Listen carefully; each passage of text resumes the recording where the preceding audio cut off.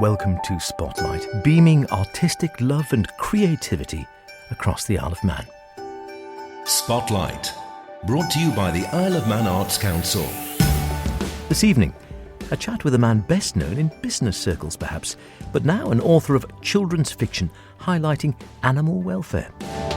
More from Guild veteran and Mrs. Music herself, Wendy McDowell, and another poem from the Manx Youth Bard, Hadassah Smith.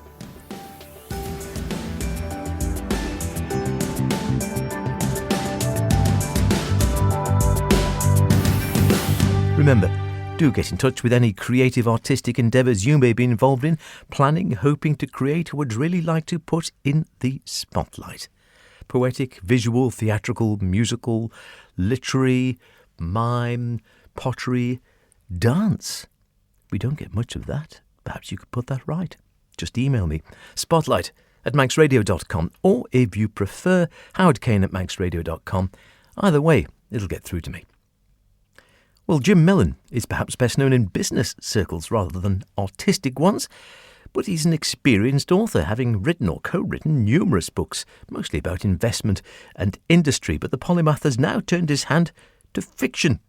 Juno's Ark is an illustrated children's story, beautiful thing it is too, takes one of Jim's beloved Podenco dogs as its hero. That's Juno, and the story starts following Juno's meeting with a bedraggled chicken who was a victim of intensive farming techniques. It goes on from there to find out more. You'll need to buy a copy and read it. The book and its story is designed to, as Mary McCartney is quoted on the front cover, introduce animal welfare to a young audience and bring up another topic for which Jim is a passionate advocate, namely cellular agriculture. Not the easiest thing to explain to a young child. Jim spoke to me from his home on the Isle of Man about the book, his work, and why he wants to change the way intensive agriculture is practiced across large sections of our planet. Right. Well, I think, Howard, this is my 8th book, and you're right. I'm no stranger to writing. I can't say that any of my books have been bestsellers, but they've sold quite well. And before, it's always been to an audience of adult investors, basically. And I wrote a book a year and a half ago called Moo's Law, which was about this area, which is novel proteins, novel materials, and that was for adults and for investors. And so in due course, in discussion with my colleagues and so forth, I thought, well, maybe we should try and get the younger generation interested in what we're doing and explain to them through the eyes of an animal, in this case, one of our dogs, Juno, how all this works and why it's important for the planet. And so that's what I did. And I really enjoyed doing it because it's my first work of fiction. And as you say, the illustrator has done a brilliant job and has, got our dogs and all the other animals to a T, which is great. And you mentioned Moo's Law there. In a way, I suppose it could be seen as an extension from Moo's Law, but looking at a much, much younger audience. Is this the idea? This is something you are passionate about, changing and the gradual change and trying to be influential, I guess, in changing world agriculture, I guess, but certainly agriculture in this part of the world, how we actually consume meats, how we produce meats, proteins and such like. Was the idea to have a sort of an educational hat on through the joy of the lovely drawings, the colour, a nice easy story for children to understand and get them on board at an early age? Yes. Now, I want to make it absolutely plain that, here in the Isle of Man, we have a humane, well-run, respectable agricultural sector. So this has nothing to do with the sort of agriculture that's pursued in the Isle of Man. But in large parts of the world, including in the Far East and in the United States, most agriculture is undertaken at an intensive and frankly inhumane and very polluting level. And if I told you that nearly 1/3 of all greenhouse gas emissions come from agriculture in one form or another, I think that would be a surprise to most people. It's the biggest source of greenhouse gas emissions on the planet. And it's growing because people in India, in China, for example, want more meat. They are now getting richer and they can afford more meat. But the amount of meat in particular, and also fish for that matter, that is being produced is ecologically unsustainable. And we have to find parallel ways of making those products which are both healthy but also reduce the environmental footprint. And that's what's happening at the moment with what's called cellular agriculture or precision fermentation. There are two distinct things, but both of them are here and now, and it's great news for the planet, basically. And so this is something you are clearly passionate about. Just a little bit, if you could just clarify a little bit about cellular agriculture then. Is this basically the concept of, which we hear about already, and you see sort of meat substitutes, so meat and proteins and such like, which are grown or produced more scientifically rather than coming directly from meat? Yeah, so I mean, that's a good way of describing it. Basically, people are familiar with things like Beyond Meat and Impossible Burger, which are plant-based foods. Now, plant-based foods, I'm not denigrating them, but they are highly processed and they're not necessarily better for the environment than the conventional meats and fish and so forth that are produced and which people eat on a daily basis, or many people eat on a daily basis. What I'm talking about is taking stem cells from living but not dying animals and using those stem cells, which we all have, all animals have, including us, are precursor cells, and using them to create bioidentical, that's not synthetic, it's not fake, it's not in any way ersatz meat or fish or materials.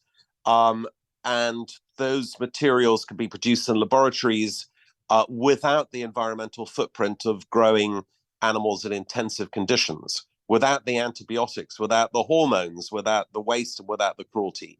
And many people think that that might be science fiction or it might be dangerous or whatever. The answer is it's not science fiction. It's here and now. And in the United States, as an example, and in many other jurisdictions, these products are now approved and they're scaling up, and they will be a significant part of the food chain over the next 10 years. And it's not dangerous. It is identical to meat, but with none of the bad stuff that goes into the meat that people in America, for instance, eat, or people in China, for instance, eat.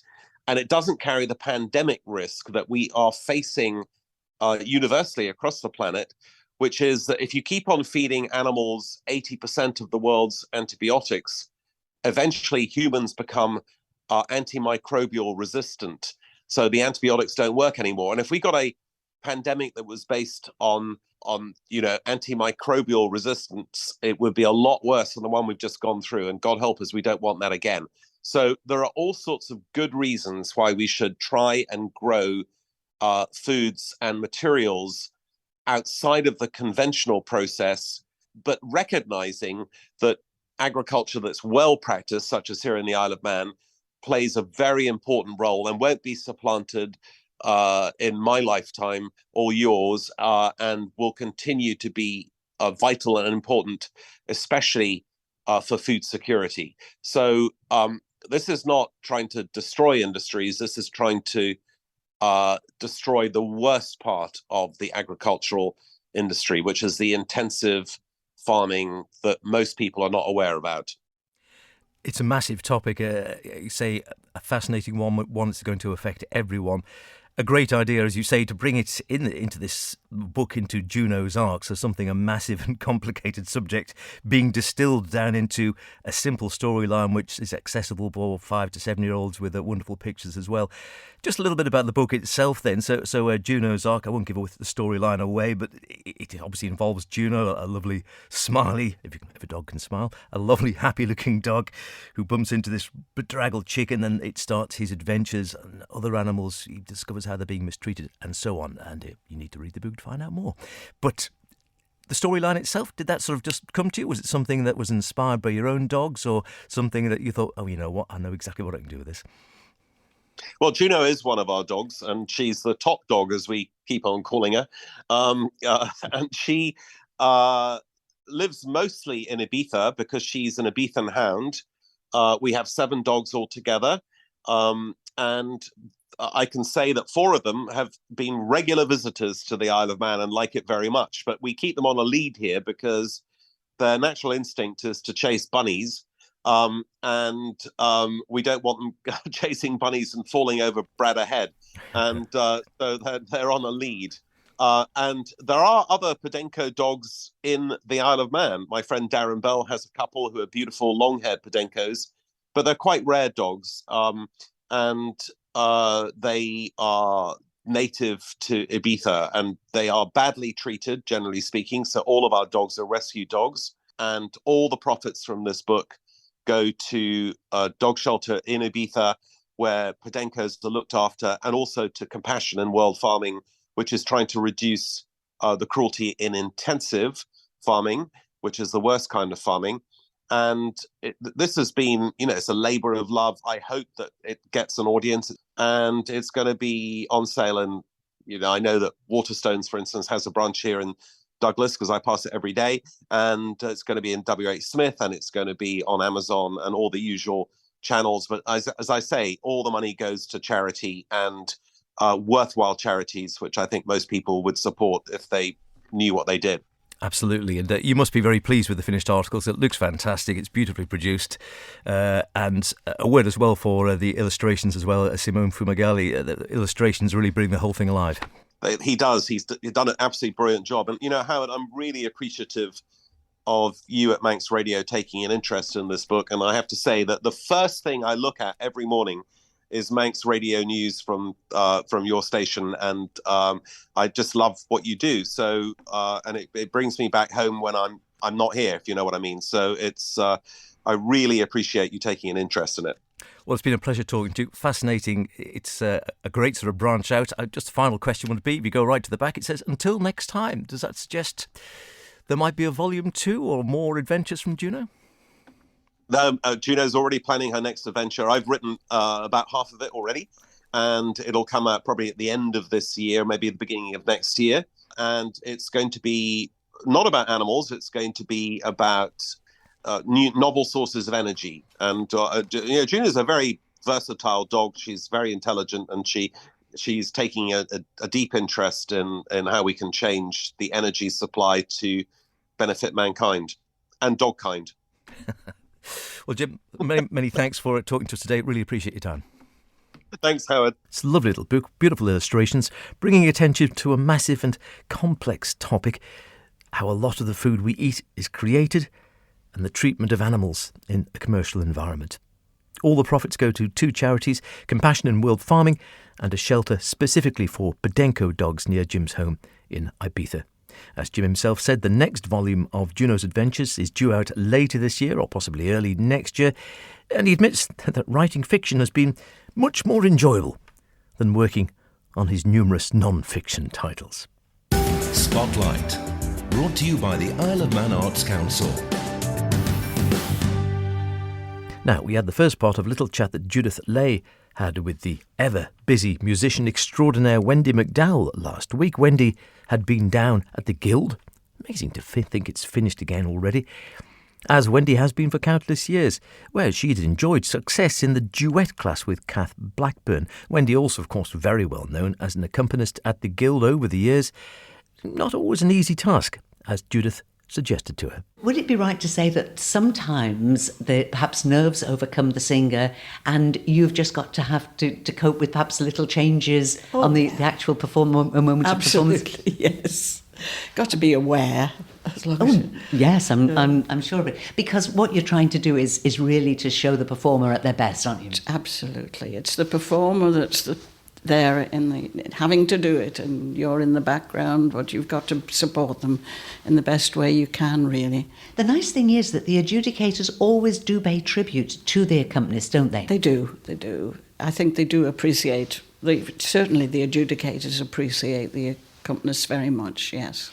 Would you say, Wendy, that over the years the style of adjudication, or the way that adjudication is done, has that changed? Oh, I think so. I think, from the audience point of view, I think it's lovely if the adjudicator can make it very, very pleasant, and not be too critical, because they put all their critical things on a sheet, which the competitor can read afterwards. But adjudicators this year have been very, very supportive and making the whole thing fun for everybody, because sometimes, it's a little bit serious and going into a lot of details that the audience don't understand, but the competitors will if they read their sheets and so on. So I think, it's a happy medium, really. Yes, they need to be able to take that adjudication sheet and talk to their teacher about it and see what can be taken from that.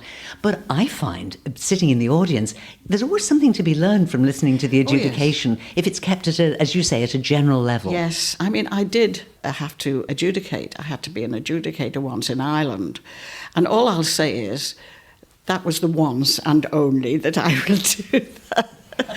I found it very difficult. I mean, not so much picking the winners or so on, but the time you have to get everything into the right time. So I fully appreciate what they do, these adjudicators. That's the thing that's the worst thing, the pressure of the time, that you've got to get there and you've got to make your decisions, and then you've got to think of something to say. So it's a very, very difficult job.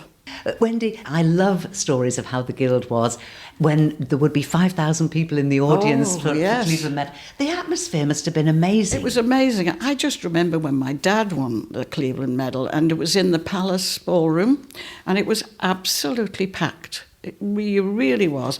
And I was only quite small, but I remember it very, very clearly. It's still a big night, It is, of course it is. It is very, very important, I think, the Cleveland Medal. I've always felt it was very important, It is, and this in its 100th year, particularly special.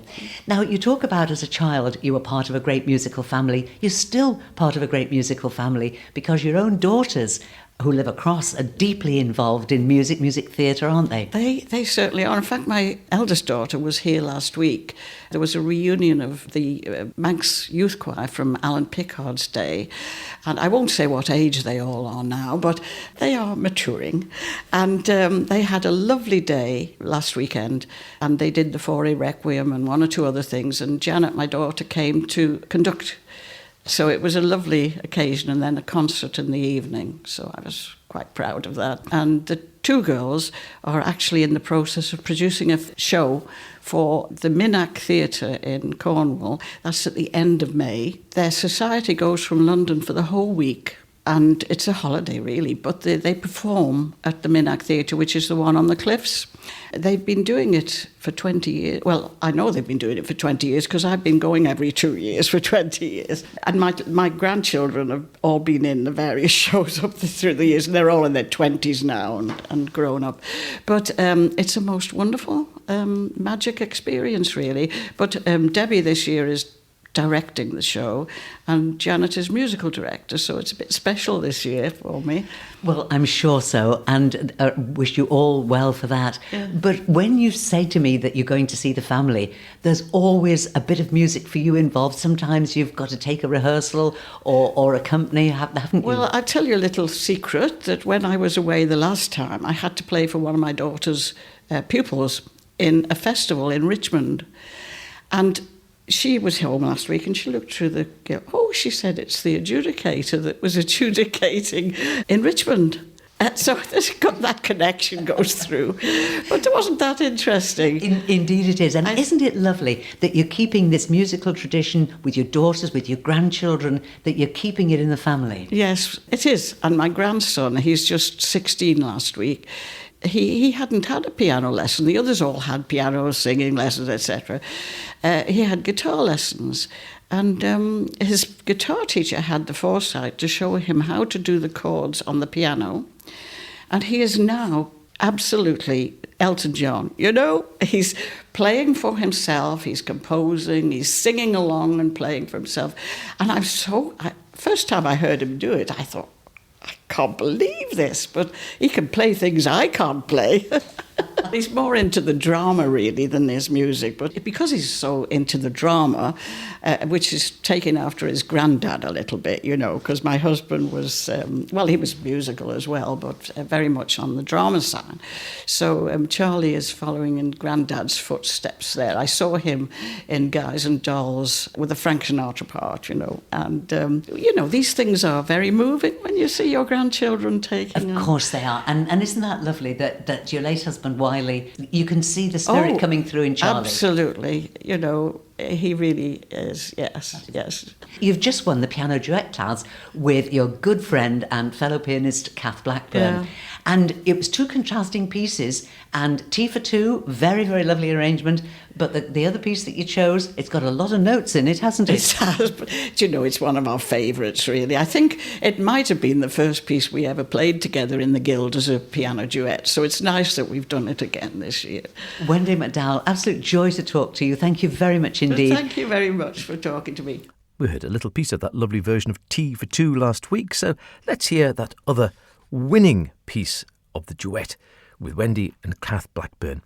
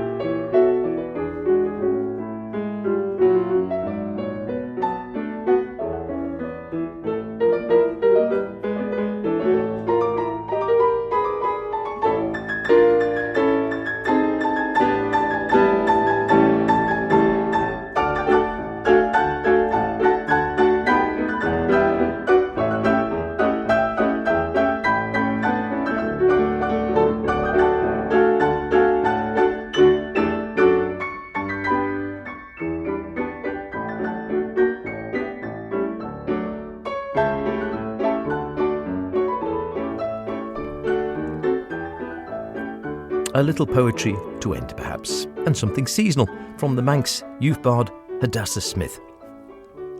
A day in spring. The breeze rustles my hair as the sky of blue and orange battle each other.